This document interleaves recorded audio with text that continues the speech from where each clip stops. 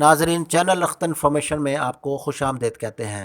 Drama serial फासक की आज की किस्त के अंदर आप देखेंगे कि जैसे कि आप देख रहे हैं कि मुताहिर की प्रमोशन हो जाती है, उसको जीएम बना दिया जाता है, उसके साथ उसको नई गाड़ी और नया घर, बंगला टाइप घर भी दे दिया जाता है। मुताहिर, फातिमा और उसकी माँ, दादी वगैरह सब उस घर में शिफ्ट हो जाते हैं। इसी दौरान जब अनीका को इस बात का इल्म होता है कि मुताहिर की तरक्की हो गई है और वो जीएम बन गया है, उसको एक बहुत बड़ा घर मिला है, तो वो हसद की आग में जलने लग जाती है। कहती है काश मेरी मंगनी मुताहिर से ना टूटती और मैं ये बेवकूफ़ी ना ही करती, तो आज मैं इतने घर में रहती, इसका घर तो मेरे घर से भी बड़ा है।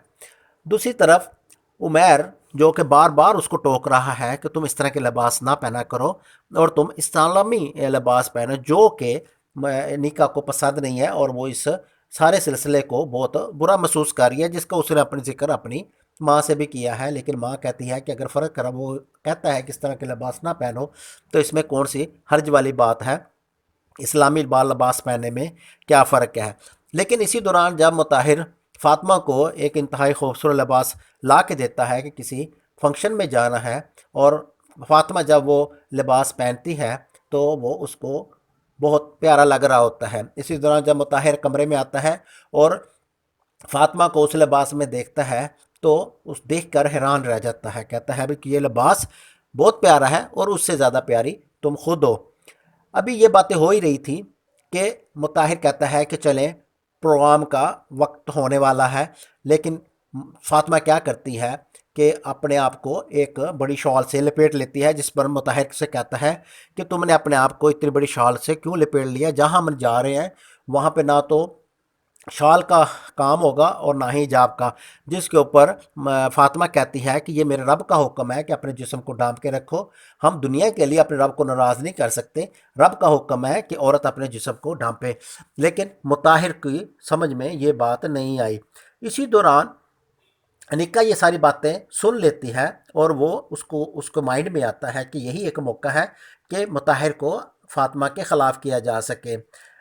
मुताहिर ये बात सुन के वापस चला जाता है, लेकिन अनिका इस ताड़ में होती है। वो क्या करती है कि मुताहिर को कहती है कि अगर आ, फातिमा की जगह मैं होती तो मैं कभी भी तुम्हारी बात को रिजेक्ट ना करती और जिस तरह के तुम लिबास में कहते मैं उसी लिबास में चली जाती। जिसके ऊपर मुताहिर कहता है चलो कोई बात नहीं। लेकिन इसी दौरान अनिका उसे कहती है काश वो मंगनी ख़त्म ना होती, मैंने ज़िंदगी की बहुत बड़ी बेवकूफ़ी की है कि वो मंगनी ख़त्म कर दी। ये बातें फ़ातिमा सुन लेती है और फ़ातिमा क्या सोचती है कि ये औरत कब तक मेरे घर को ख़राब करेगी। जब मैं इसके घर गई तब इसने मेरे ख़िलाफ़ करने की कोशिश की, पहले हुमैर के ख़िलाफ़ करने की कोशिश की, फिर हमैर को मेरे ख़िलाफ़ किया, फिर घर में के अंदर फसाद डाला और अब मेरे घर के अंदर आके ये फसाद कर रही है और मुताहिर को मेरे ख़िलाफ़ कर रही है। तो वो फिर भी अल्लाह का शुक्र अदा करती है कि यही शायद कोई आजमाइश के दिन है। तो देखना यह है कि क्या अनिका इस सारे सिलसिले में कामयाब हो जाएगी, क्या वो मुताहिर को फ़ातिमा के ख़िलाफ़ करने में कामयाब हो जाएगी।